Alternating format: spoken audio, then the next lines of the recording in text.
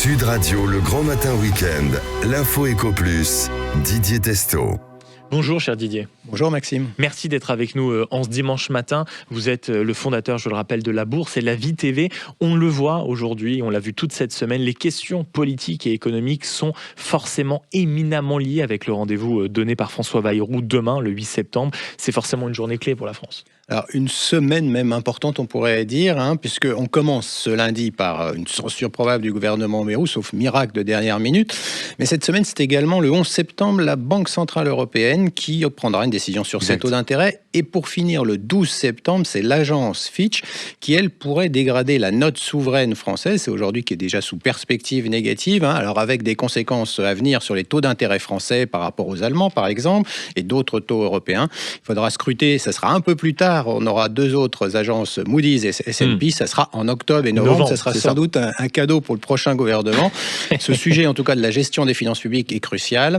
Le choix de la dramatisation qui a été repris par le Premier ministre, suivant cela par les oppositions, qui, elles, ont les yeux rivés sur 2027. Malgré déclarations des uns et des autres, se disant prêts à gouverner, aucun n'a un plan de redressement du pays qui soit innovant. Les riches sont responsables de tout d'un côté, les immigrés de l'autre, mais avec toujours plus de dépenses publiques à la clé. Alors c'est un peu circulé, il n'y a rien à voir. Pendant ce temps-là, eux, les Français épargnent de plus en plus, ayant peur de leur avenir et de l'avenir de la France. Oui, et puis accessoirement, dans ce que je vous entends, il y a un acteur financier qui a été important déjà et qu'on retrouve, et c'était au moment de 2007-2008. Oui, j'aimerais bien vous parler de Rainer Voss, qui était le héros un ancien banquier d'affaires, héros du film The Master of the Universe. C'était au cœur de la crise financière mondiale 2007-2008 en Allemagne. Et j'avais eu la chance de le rencontrer. Et lui, il pensait déjà qu'en 2013-2014, la France pouvait sombrer. Et ce qu'il disait à l'époque résonne aujourd'hui avec la situation qu'on évoque tous les jours. Il se demandait donc qui sera le prochain. Il évoquait la France. Alors je lui avais demandé pourquoi. Alors il dit, je ne suis pas économiste. J'avais dit ça aux alentours de février 2013. Et il s'était trompé apparemment, puisque la France tenait le coup. Et on lui demandait s'il le redirait à nouveau. Il disait oui. Il ne s'agit pas de faits. Il dit, je ne remets pas en cause la structure de votre économie. Les pays ne font pas faillite parce qu'ils ne peuvent plus payer, mais parce qu'on pense qu'ils ne peuvent plus payer. C'est différent, question de psychologie, pas de faits. On peut contrôler les faits, qui sont peut-être exacts, disait-il, mais la rumeur circule. Les fonds de pension vendent des obligations françaises. L'écart avec la France passe à 0,4, ça va à 0,8. On s'inquiète. Que se passe-t-il en France ? On s'en fiche, dit-il. Vendons tout, soyons prudents. Puis l'écart passe à 2,3. Ça crée une dynamique défavorable à votre pays, même si les faits sont les mêmes que 2 jours auparavant. Et à l'époque, il revenait aussi sur la situation de la Grèce. C'est aussi là aussi une comparaison qu'on fait actuellement. Et l'image des fameux investisseurs qui seraient méchants, bien sûr, Didier. Oui, à travers l'exemple des obligations grecques, comment des fonds d'investissement pouvaient détruire un pays. Rainer Voss disait cette idée pose problème. C'est l'image du méchant banquier qui décide de ruiner la Grèce. Ça marche pas comme ça, puisque c'est très empirique. Le raisonnement, c'est nous avons tous une assurance vie ou une pension de retraite et les fonds de pension, quand ils ont des obligations grecques, qu'est-ce qu'on attend d'eux, vous comme moi, qu'ils protègent notre argent.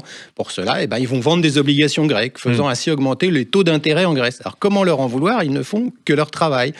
Et le filet d'eau naît d'un petit ruisseau, disait-il, qui va devenir un fleuve. Puis à un moment donné, les méchants interviennent. Et là, ils utilisent cette dynamique qui est en soi louable. Je veux qu'on protège mon argent. Seulement, cela devient la spéculation qui peut plonger, dans ce cas-là, le pays en faillite. Mais je suis obligé, en vous écoutant, Didier, de vous poser la question. Ça fait plusieurs semaines, plusieurs mois qu'on entend là, ici et là de véritables contradictions. Est-ce que la France est aujourd'hui dans une situation qui pouvait être celle de la Grèce il y a quelques années? Alors la réponse est clairement non, parce qu'il y a le moyen de payer cette dette aujourd'hui, même s'il y a de nombreuses vidéos qui veulent nous faire peur, parce que peur, ça fait vendre sur les réseaux sociaux, il faut le rappeler quand même. Mais contrairement à la Grèce, c'est vrai que dont on parlait, ou Portugal récemment, la France n'a pas connu de mesures choc à ce jour. Il n'y a pas eu de suppression du 13e, 14 mois des fonctionnaires, par exemple, de baisse ou de gel des salaires, de hausse de la TVA ou de réforme des retraites. Il faut rappeler qu'en Italie ou en Espagne, on est à 67 ans. Mais ce qui arrive aujourd'hui, c'est que ces mauvais élèves de l'époque, qui sont maintenant désormais devant la France, à cause de la mauvaise performance économique française. Donc, est-ce que c'est une dramatisation ou un principe de réalité ? Il y a quand même une chose que nos politiques ont oubliée, c'est quand 53% de la dette est dans des mains étrangères, ce n'est pas toujours vous qui avez le dernier mot. Et la question contrairement au Japon ou ailleurs, évidemment. Exactement. La question, c'est moins de réduire mécaniquement les déficits que redonner à la dépense publique un rôle stratégique pour aider le pays, pour vaincre des défis économiques et environnementaux qui, eux, restent nombreux. Et il y a aussi un petit détail que vous avez relevé, c'est que dans ce climat français, mais aussi international, très agité. On aperçoit quelque chose, c'est que l'or atteint des sommets. Oui, on a eu cette semaine un record dépassant les 3500 $ l'once d'or. L'once d'or, il faut rappeler, c'est un peu plus de 31 grammes. Et en fait, il y a eu des tensions géopolitiques, bien sûr. Il y en a toujours, des tensions commerciales. Donc, l'appréciation de l'or était justifiée, mais aussi l'évolution de la politique monétaire de la Réserve fédérale.